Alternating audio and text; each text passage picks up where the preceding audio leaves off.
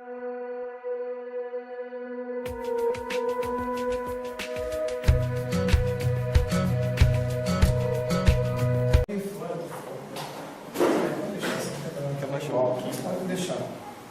quero concluir então o nosso tempo de reflexão na mensagem da cruz, pensando sobre a cruz e a nossa purificação. O que a cruz tem a ver com a nossa purificação, ou a cruz e a nossa santidade? Uma vez que purificação e santidade são sinônimos, né? À luz do que a Bíblia ensina, cruz e santidade e pureza é a mesma coisa. E assim como você sabe que nunca você vai ser 100% puro, nunca você vai ser também 100% santo. Mas apesar de santidade ser uma coisa que você não vai alcançar nunca na sua vida, você também não pode dizer, já não vou alcançar nunca, então eu vou ficar aqui sentado, deixa eu viver de qualquer jeito, porque santo ninguém é e eu nunca vou ser também. Não, santidade é algo que a gente... Opa!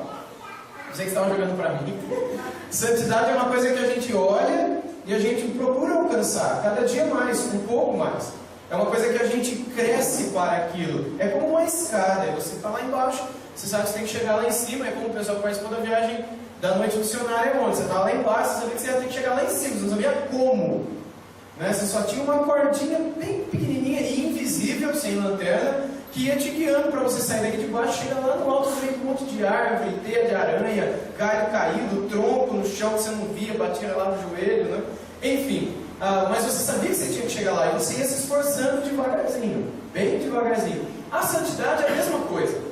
Embora seja algo que a gente não... eu quero ser santo, deixa eu subir essa montanha, pronto, já estou lá. Não, é algo que você vai com muito esforço, às vezes deixando marcas no teu corpo, às vezes se machucando, deixando coisas para trás e se aproximando de coisas que você quer se aproximar e que são mais importantes agora para você. Assim é a santidade também na nossa vida. Há um texto que o apóstolo Paulo escreveu sobre santidade, no qual ele cita a cruz. Eu gostaria então que todos lêssemos agora. Vamos lá? E os que são de Cristo Jesus crucificaram a carne com as suas paixões e concupiscências. Se vivermos no Espírito, andemos também no Espírito. Concupiscência, essa palavrinha significa desejo, simplesmente isso. Palavra antiga que está nas versões mais antigas da Bíblia. É um desejo, mas não é um desejo qualquer, é um desejo demoníaco. É um desejo demoníaco por coisas que não agradam a Deus. Então a cruz, gente, não sei se vocês estiveram aqui ou quantos estiveram aqui ontem para ver o filme, mas vocês viram que é um negócio horrível, horroroso. A cruz e todo aquele processo da crucificação. Mas a cruz, com todo o seu horror, nos mostra como é que tem que ser a nossa atitude para com o pecado. Porque olha para isso que Paulo disse, né? Eu estou crucificado com Cristo.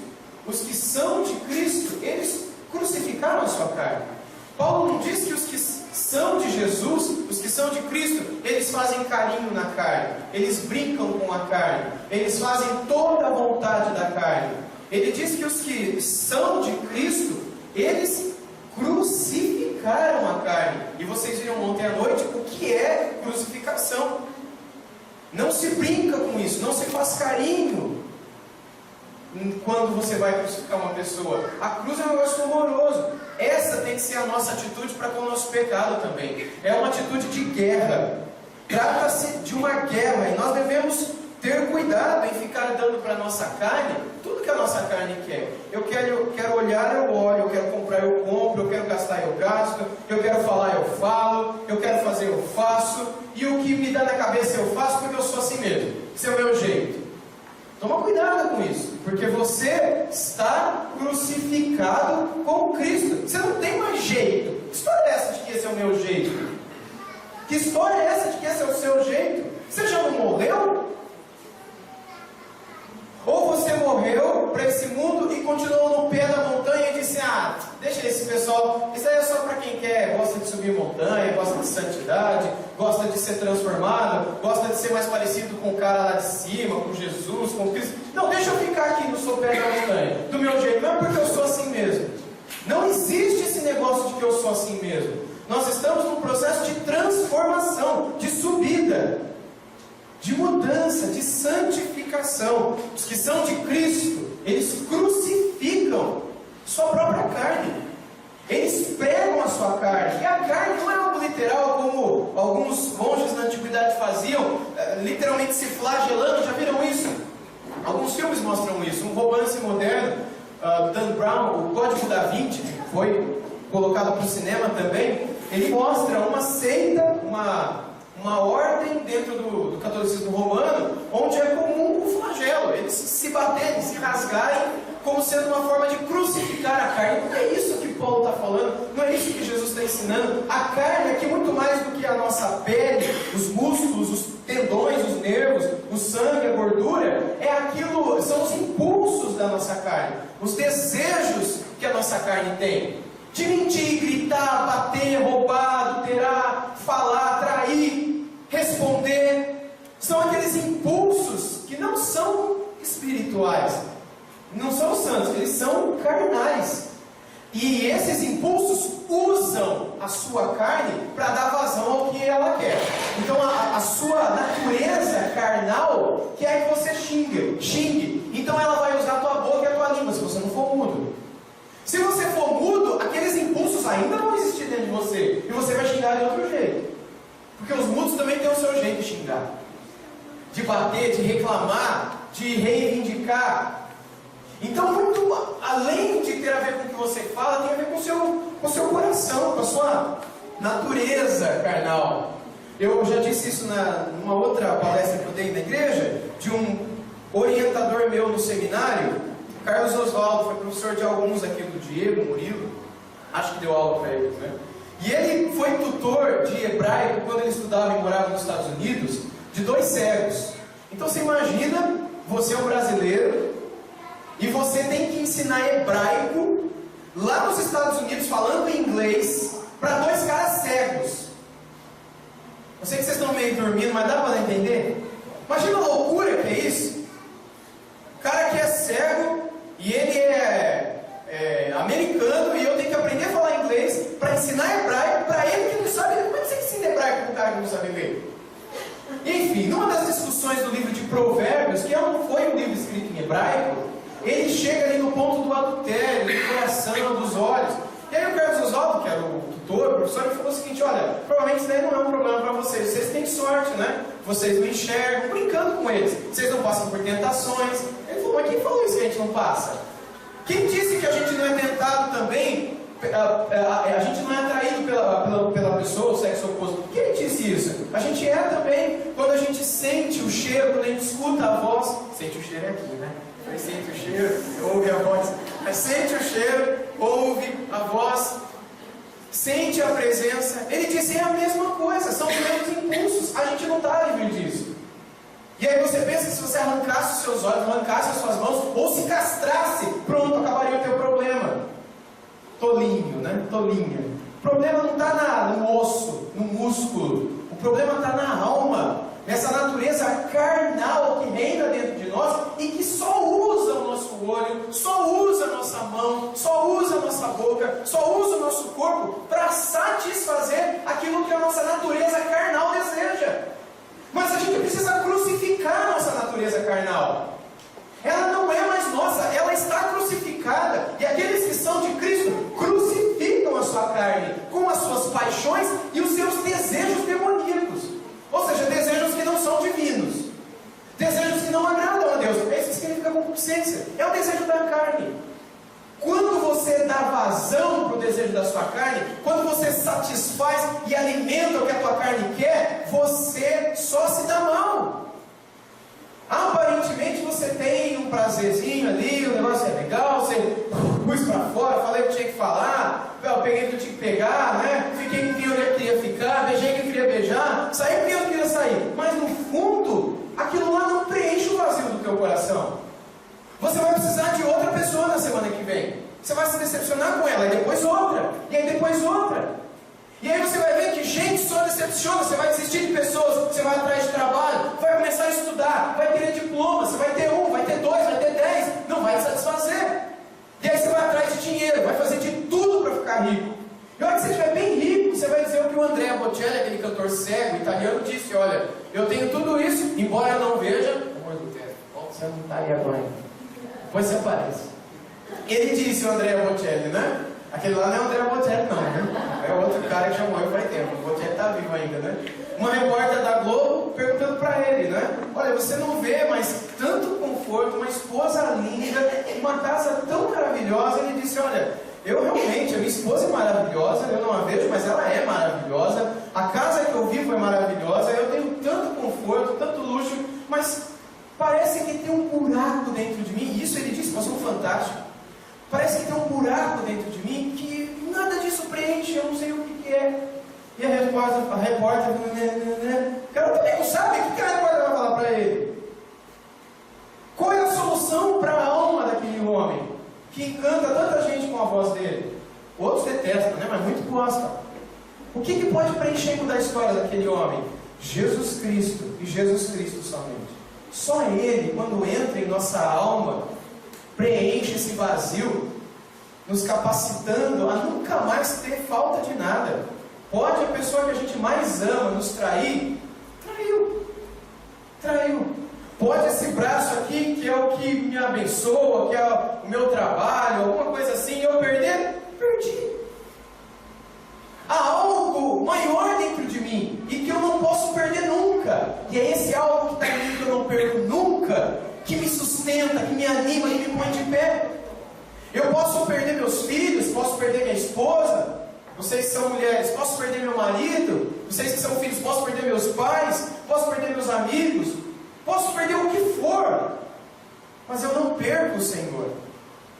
E o fato de eu não perder Ele é isso que me sustenta. John Piper, no vídeo dele, ele disse mais ou menos assim, de uma família da igreja dele que bateu o carro, e eles estavam todos no cinto, mas enfim, porque o negócio aconteceu, a menininha, filhinha deles, voou pela janela e morreu. Um outro menininho sobreviveu, eles sobreviveram também, só a menininha morreu. Mas estava todo mundo no cinto, e a grande questão era por quê? Por quê? No primeiro momento, e depois eles disseram, olha, não vamos mais perguntar por quê. Ela está nas mãos de Deus, e daqui a pouco a gente vai estar também. A grande questão não é a morte dela, mas é onde é que está o nosso coração. Porque se o nosso coração estiver na nossa menininha, aqui acabou a nossa vida, a gente não vive mais. Mas se o nosso coração está no Senhor, Ele vai sustentar a gente, Ele vai nos animar, Ele vai cuidar de nós até o dia do reencontro. Porque se eu perco a minha menininha aqui, eu a reencontrarei lá, e pode ser que o meu lá seja amanhã. Quando vai ser o seu dia de estar do lado de lá, você sabe? Quem é que sabe se vai pisar em Araraquara de novo? Você tem certeza que você vai voltar para Araraquara? Você tem certeza que você vai voltar a ver seus amigos, sua casa? Você tem certeza absoluta naqueles planos que você já está fazendo no final de semana, amanhã à noite, está no culto, né? O pessoal todo lá na igreja, quarta-feira? Tem certeza que vocês vão estar lá amanhã, né? Que te garante que você vai voltar? Que te garante que algo não irá acontecer? Só Deus sabe. As nossas vidas não estão em nossas mãos. Mas se nós colocarmos as nossas vidas nas mãos dele, nós estaremos seguros, estejamos nós aonde estivermos. Mas enquanto estivermos brincando com Deus, a gente está brincando com fogo. Enquanto estivermos brincando de ter compromisso com Cristo e não crucificarmos a nossa carne com todos os... Mas eu quero isso está em mim, é o meu jeito, eu nasci assim, a minha carne quer isso. A minha carne também quer tanta coisa errada que você nem imagina. E eu poderia justificar a minha carne dizendo, eu nasci assim, é o meu jeito, como muita gente diz. Muita gente diz, não, eu falo do jeito que eu falo, porque eu nasci assim. Afinal de contas, eu sou filho de espanhol, que era filho de português, que era filho de italiano, que era filho de japonês, com nordestino da Paraíba, que era misturado com gaúcho, e é por isso que eu sou do jeito que eu sou. Muita gente justifica o jeito de falar por causa do... Ele nasceu assim, ele não pode mudar o que ele é assim, os outros que me aceitam. Pessoas que também têm dificuldade com relação à sexualidade. Eu sou assim, eu nasci assim. Eu sou um adúltero, ou eu sou um viciado em pornografia, ou eu fico me masturbando o dia inteiro. Eu não consigo sair da internet. Ou eu sou tentado ao homossexualismo, ou eu sou tentado a ter sexo com animal, ou eu sou tentado a ter sexo com todo tipo de mulher ou de homem que não a minha esposa, que não o meu marido. Eu vou dizer para você, eu também sou assim. Agora é muito fácil a gente olhar para a nossa carne e dizer, eu sou assim. O que a Bíblia nos diz é os que estão em Cristo, eles todo dia crucificam o seu assim. Eles crucificam aquilo que eles são, porque eles entenderam que aquilo que eles são está distante de Deus. E aquilo que eles querem fazer, e desejam fazer, e falar, e ser, e pensar. Há um tempo atrás eu aconselhei uma moça, ela não é da igreja, então nem tem que ficar pensando e lembrando dela. E ela me disse assim, olha, eu tenho muita dificuldade com roubo. Ninguém sabe disso. Ninguém, só eu. Isso me atormenta há muito tempo. E eu não consigo entrar num supermercado, ou numa padaria, ou numa farmácia, sem roubar uma bala, uma aspirina, ou uma latinha e pôr na bolsa. Eu sou assim. E aí, conversando com ela, explicando a Bíblia para ela, mostrando, olha, você é assim mesmo. Eu não estou dizendo que você não é. Eu acredito que você nasceu assim. Vai ter um dia até que vão tentar provar que geneticamente você é assim mesmo. Como tentam provar que a gente é o que é por causa da nossa genética. Pecado não tem a ver com genética. Pecado tem a ver com a nossa alma. E a nossa alma, ela é imaterial. Ela não tem nada a ver com DNA. E eu dizia para ela, falava assim, sabe, pastor, a minha mãe também é assim. A minha mãe também, ela me conta, e eu lembro quando eu era pequenininha, que ela colocava no meu vestidinho, colocava na minha bolsinha de boneca. E ela falou, eu lembro que fulano também é assim na minha família, fulano também é assim na minha família. E ela falou, olha, eu acho que eu sou assim, eu preciso me aceitar assim, eu tenho que gostar de mim assim. Você concorda comigo? Eu tenho que criar uma autoestima e simplesmente não prejudicar os outros muito. Porque enquanto eu não estou prejudicando ninguém, estou cuidando da minha vida, não tem problema eu continuar sendo assim. Eu disse, olha, tudo bem que você não prejudique ninguém, ou prejudique só um pouquinho com esses pequenos cursos, mas entenda, você está mutilando a sua alma. Você está se separando de alguém que é mais importante do que qualquer pessoa. É mais importante do que o dono da farmácia, o dono da padaria, o dono do supermercado. Muito mais importante do que essas pessoas que são donas desses estabelecimentos furtados, é Deus. E como é que está a tua aliança com Deus? Porque Ele olha para a tua alma e Ele vê você dizendo, ah Deus, eu sou assim mesmo. E Ele diz, crucifica a tua carne. E seja livre. Seja feliz. Crucifica a tua carne. Arrependa-se dos seus pecados. Arrependa-se de dizer, eu sou assim. Olhe para Jesus. Fixe em Jesus. Seja atraído pela cruz. Queira entender mais essa mensagem, queira estudar mais essa mensagem, queira se aproximar mais dessa mensagem, porque ela liberta. Nessa mensagem está a verdade. Eu me lembro de Pôncio Pilatos dizendo para a mulher dele, para Cláudia, mas o que é a verdade, Cláudia? Ele disse, a minha verdade é que se eu não acabar com isso tudo que está acontecendo aqui, eu vou morrer. E isso de fato aconteceu na história do Império. O imperador romano, na época, o Tibério César, ele disse assim, olha, para Pôncio Pilatos, que era o governador da Judéia, se você não acabar com esse monte de bagunça que acontece aí, e continuar tendo derramamento de sangue aí na Judéia, cara, vai ser o seu sangue que vai ser derramado da próxima vez, então te vira. Quando ele vê os fariseus chegando de um lado, e os discípulos de Jesus, que ele nem viu, né, ele imaginou, se eu soltar Jesus, os fariseus começam uma matança, se eu matar Jesus, os discípulos dele começam uma matança, o que eu faço? O que eu faço? Lava as mãos. Eu não tenho responsabilidade disso. É vocês que fizeram isso, não fui eu. Vocês estão vendo, né? Alguns vão chamar de uma atitude covarde, outros chamam de outro nome, e o nome não importa.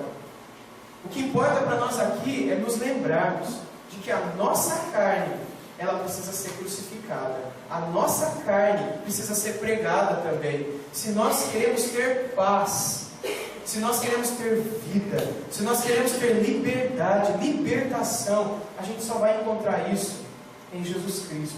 Começa com arrependimento. Começa com você olhando para a sua natureza, para os seus impulsos, para aquilo que você diz que você, entre aspas, é, e dizendo, não, eu não sou assim. Não foi assim que Deus me criou. Não foi assim desde o princípio. Deus pode renovar você para muito, muito melhor.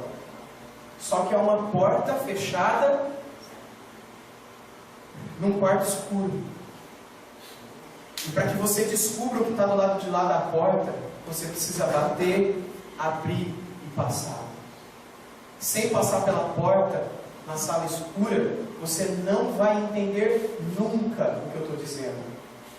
Vai ficar um grande ponto de interrogação na sua cabeça, com a seguinte palavra: será? Será que é melhor mesmo? Será que eu serei mais feliz mesmo?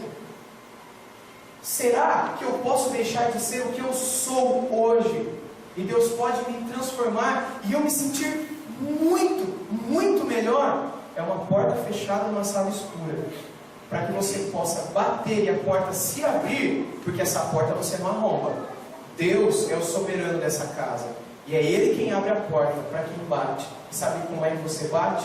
Com o joelho no chão, pedindo perdão dos seus pecados, pedindo perdão daquilo que você tem falado, pedindo perdão da maneira como você tem falado, pedindo perdão da maneira como você tem tratado as pessoas, pedindo perdão da maneira como você tem tomado posse ou roubado as coisas que são dos outros, se arrependendo, confessando o pecado de querer cada vez mais ser mais ganancioso e de estar totalmente viciado em toda sorte de pecado, de erro, enfim, de vícios, sejam eles digitais, sejam eles carnais, sejam eles de que natureza foi. Deus pode te libertar. Eu coloquei a foto aqui desse irmão, foi somente um irmão na fé. E esse irmão disse o seguinte: o povo de Cristo prega a sua carne à cruz, de modo que, embora a carne ainda viva, contudo, não pode realizar o que faria, pois se encontra atada de pés e mãos e firmemente pregada na cruz. O que o irmão Lutero escreveu na época dele, ele era um pastor que nem eu, e tinha uma comunidade que nem vocês, e ele simplesmente pregava, era um irmão na fé. E o que esse irmão disse é isso: a gente está com os nossos pés atados naquela cruz e com as nossas mãos atadas também. Quando a tua carne diz: vai e faça, vai e fale, vai e olhe, vai e roube, vai e cobice, vai e viva, do jeito que você quiser. Agora você pode dizer: não, eu estou crucificado com Cristo, não sou eu que vivo mais, é Ele que vive em mim. Enfim, ou você está de um lado ou você está do outro. Em que lado você está? Ou você está do lado do crucificado e está com Ele, ou você está entre aqueles que o crucificaram e olham para Jesus na cruz e falam: nossa, talvez você cospe, talvez você zomba, talvez você fala: beleza, Deus abençoe, e dá as costas e não está nem aí para aquilo lá. Ou talvez você fica com dó e chora, mas você não tá, se você não está lá com Ele crucificado, você não é dele, porque os que são de Cristo crucificaram a sua carne. Paulo em Gálatas 2, ou melhor, Gálatas 5: estou crucificado com Cristo. Você está crucificado com Cristo? Ou você está do lado daqueles que olham? E os que são de Cristo Jesus crucificaram. Eu gostaria que a gente voltasse a pensar um pouco mais nisso. Crucificaram a sua carne. Que carne? Que vontade? Paulo vai falar um pouquinho dessa vontade no capítulo 5 do mesmo livro que ele está escrevendo. Vamos ler todo mundo junto?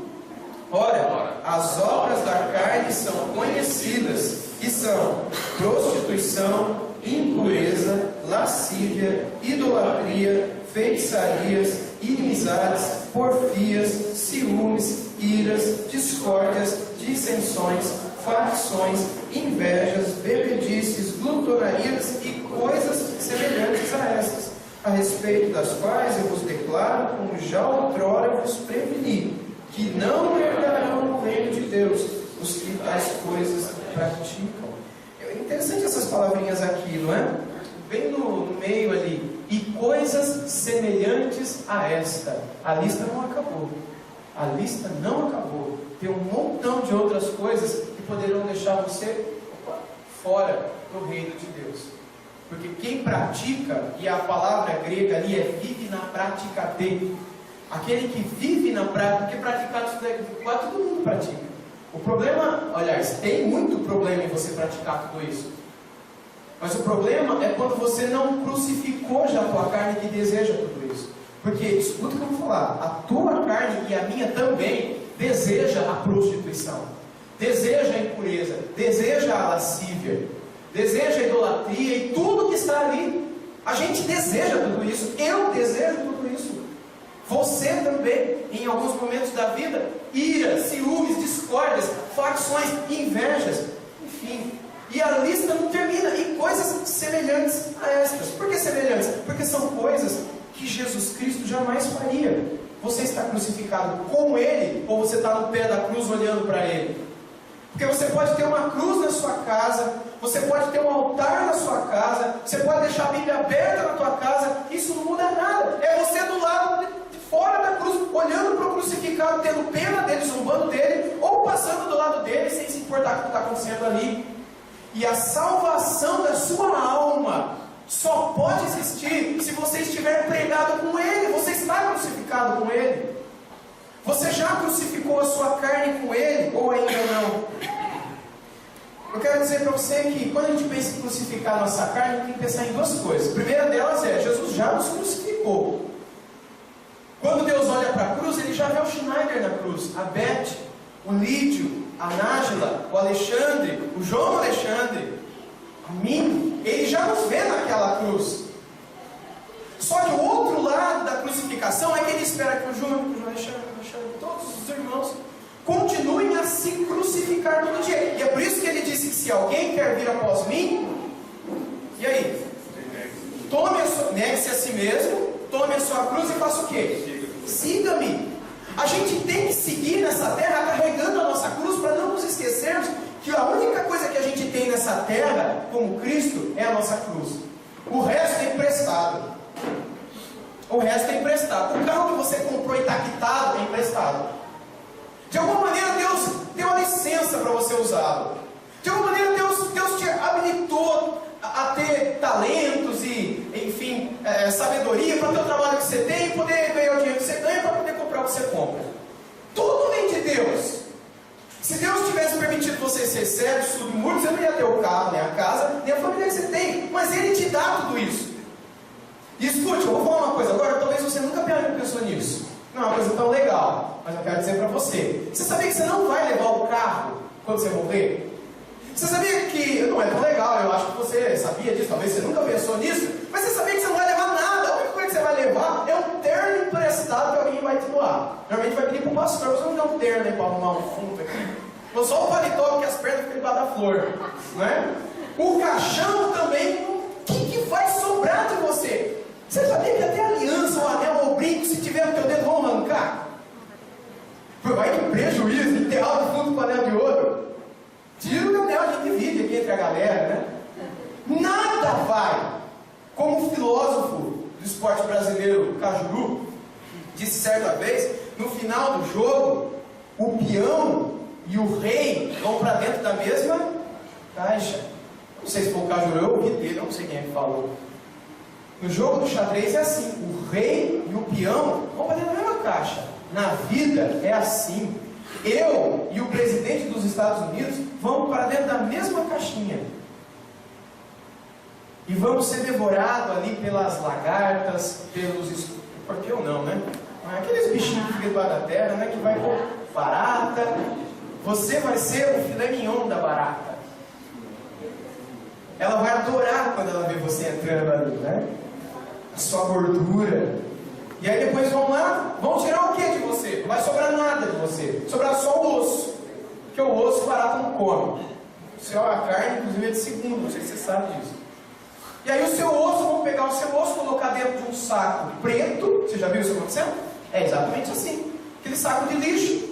Aí tem uma caixinha lá no cemitério, que é o ossuário. Vão encher o teu osso naquele saquinho preto e vão jogar lá. Para que um dia, se algum parente teu quiser ir lá ver o teu osso, ele vai lá e vai lembrar, nossa, como ele era bom, né? Como ela era boazinha, né? Nunca foi mal para ninguém. Que saudade dela. Vamos embora, tem que passar no supermercado ainda, né? E vai. Você vai virar isso. Um monte de osso podre dentro de um saco de lixo. Isso é você. Você virará isso. Já parou para pensar nisso? Onde é que você vai estar daqui 10 anos? Oi? Ah, você vai queimar? Para se livrar disso daí, né? Onde é que você vai estar depois de tudo isso? Onde é que vão estar as suas cinzas? Você vai virar isso. Jesus disse isso, né? O Senhor Deus disse isso por meio do rei Salomão, que nós somos pó, e o pó voltará à terra como era, e o Espírito voltará a Deus, e é o Espírito que vai contar. Como está o seu Espírito? Você já crucificou tudo isso? Você já foi crucificado com Cristo, mas ainda não completamente. Eu quero voltar então para o início e pensar um pouquinho como é que a gente pode fazer com que os desejos da nossa carne sejam completamente crucificados e queimados e destruídos.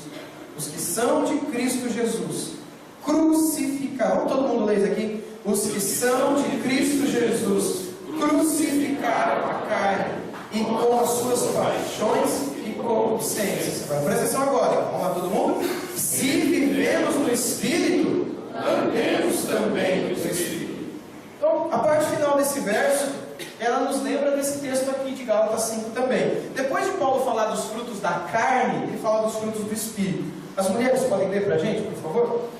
Mas o fruto do Espírito é amor, alegria, paz, longanimidade, benignidade, bondade, fidelidade, mansidão, domínio próprio. Isso é o fruto do Espírito, Espírito de Deus em você. Porque para você bater naquela porta, dentro daquela sala escura, e aquela porta se abrir, e você entrar por ela, recebendo uma nova vida do Senhor nessa terra, e receber o Espírito de Deus que vai produzir em você amor, alegria, paz, longanimidade. Você sabe o que é longanimidade? Quem é que sabe o que é longanimidade?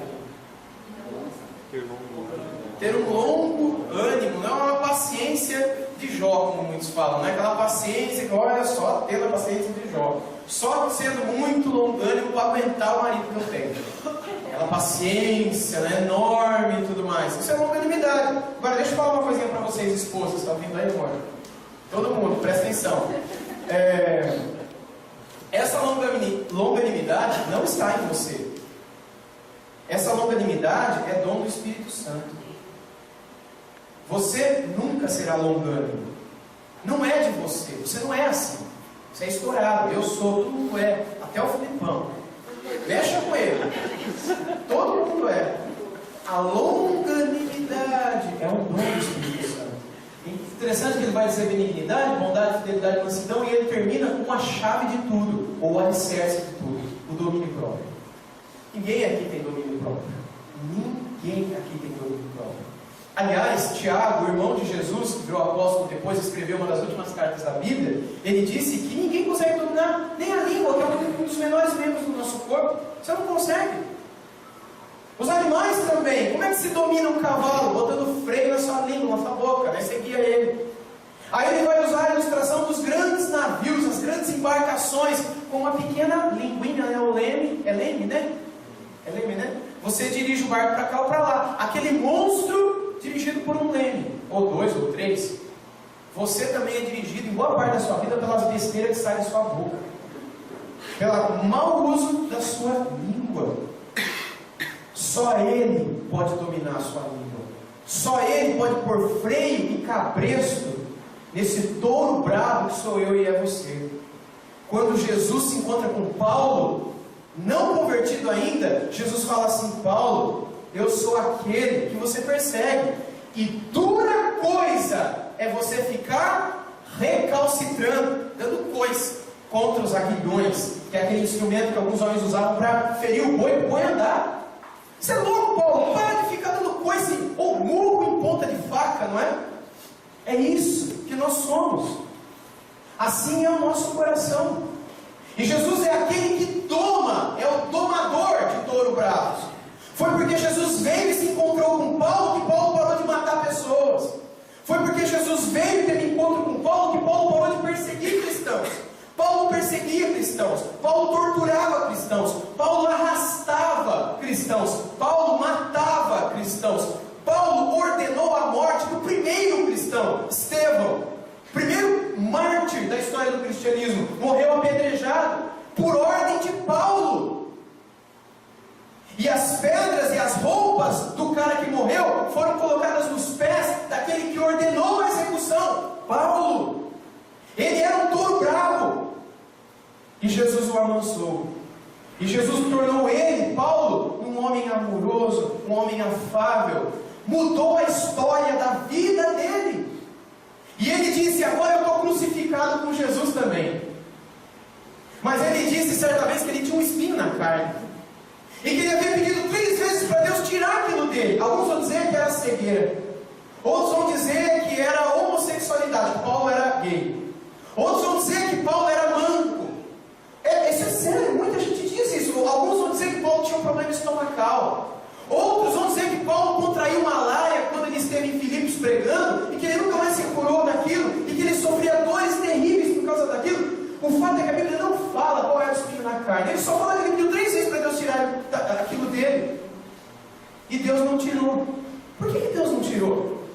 Porque Paulo aprendia no dia a dia que ele também tinha que crucificar a sua carne, dizer não para a sua carne, dizer não para aquilo que ele acha que ele é e que ele quer, com a certeza de que se ele vencer a sua carne, ele vai conseguir encontrar algo infinitamente maior. Sendo cheios do Espírito, como a gente cantou na primeira música dessa manhã, fonte e açude de toda a bênção, né? Sendo amarrados ao Espírito. Na última estrofe a gente canta isso, né? O meu ser é vacilante, toma-o, prende-o com amor. Não é isso que Oséias diz no capítulo 11, versículo 4? Deus diz: atraí-os com cordas humanas, com laços de amor, e assim eu tirei o peso das costas de vocês. Mais ou menos isso que Deus está falando. Eu fui lá e os atraí, e é isso que o autor dessa música disse, e é isso que a gente cantou. Talvez não prestou tanta atenção, mas foi isso que você falou para Deus hoje de manhã. Toma-me, prende-me com amor, para que eu a cada instante glorifique a Ti, Senhor. Nós precisamos dele para sermos crucificados. Nós precisamos dele para sermos capazes de produzir coisas boas.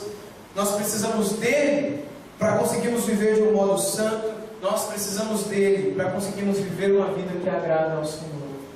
Como é que a gente pode ter a marca de Cristo em nós? Paulo disse, eu já estou concluindo aqui agora, mas 3 minutos a gente encerra.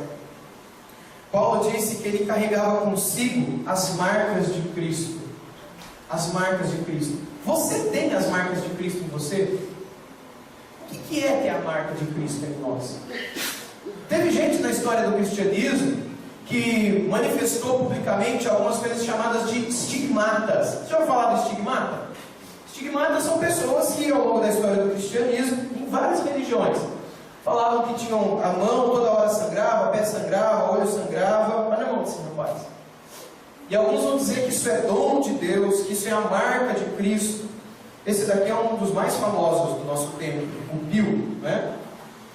Isso é ter a marca de Cristo? Será que isso é ter a marca de Cristo em nós? A marca de Cristo é uma marca que você pode, de alguma maneira, mostrar para os outros ver em sua carne? Eu creio que não. Eu creio que as marcas de Cristo estão relacionadas com a nossa alma, com aquilo que as pessoas olhando para nós, eles percebem aquele homem, aquela mulher, aquela jovem, aquele jovem, aquela criança, aquele idoso, eles não são mais o que eles eram. Eles estão tão diferentes. E para melhor, o que está acontecendo com você? Ou o que aconteceu na sua vida? E é a oportunidade que você tem para dizer: agora eu tenho uma aliança com aquele que morreu no meu lugar. Eu estou crucificado com Cristo. E agora eu tenho uma aliança, um compromisso com Ele.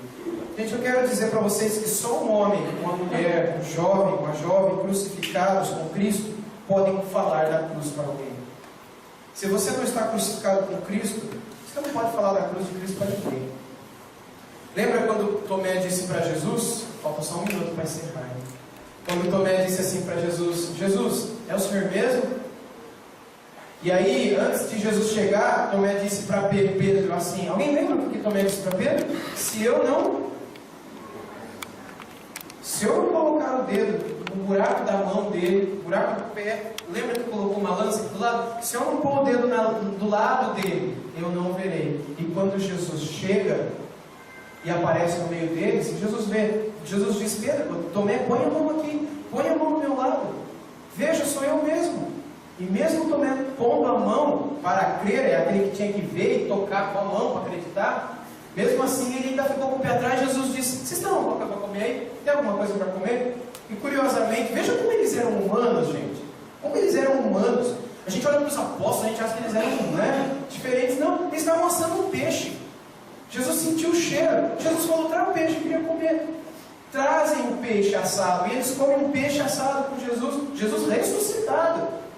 com um buraco aqui, buraco na mão, buraco no pé, e também acredita. Por que eu disse isso? Eu disse isso porque hoje o mundo também espera ver as marcas do crucificado em você. Hoje, muita gente, para crer na mensagem da cruz, ela precisa ver em você os buracos na mão, os buracos no pé e os buracos no lado. E se eles não verem as marcas da cruz em você, eles não crerão no Cristo que você diz crer. Você diz que crê, mas a sua vida não testemunha isso. Você diz que ama Cristo, que é de Jesus, mas no dia a dia, tudo aponta para o contrário disso. A menos que o mundo veja em você as marcas de Cristo, as marcas de alguém que morreu para esse mundo, que tem um novo falar, um novo sentir, um novo agir, um novo proceder, o mundo não acreditará em você. Zaqueu, quando foi transformado por Jesus, ele que era um bandido, um político que roubava o povo, ele decidiu vender e dar as suas posses para aqueles que ele havia roubado. E o povo viu que aquele homem havia sido transformado.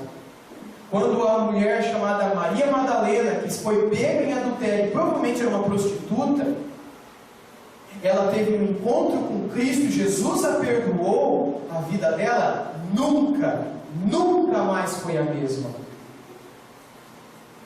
Quando João, filho de Zebedeu, irmão do Tiago, cujo apelido na adolescência era filho do trovão.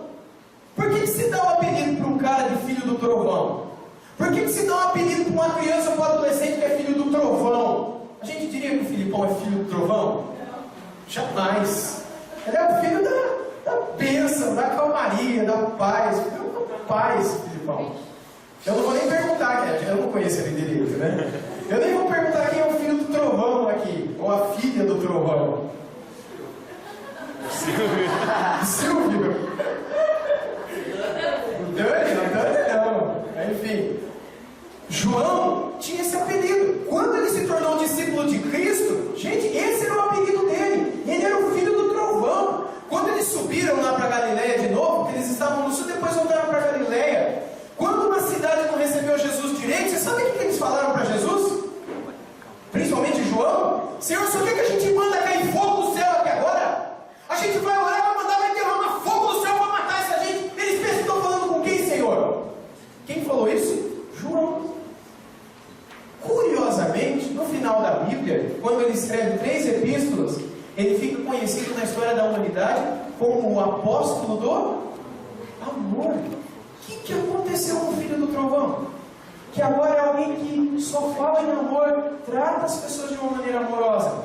O filho do trovão, ele foi crucificado, ele morreu para esse mundo, ele morreu para si mesmo, e ele nasceu para uma nova vida. A porta foi aberta e ele foi recebido por Deus como filho, Eu gostaria, se você pudesse, que a gente se ajoelhasse agora aqui.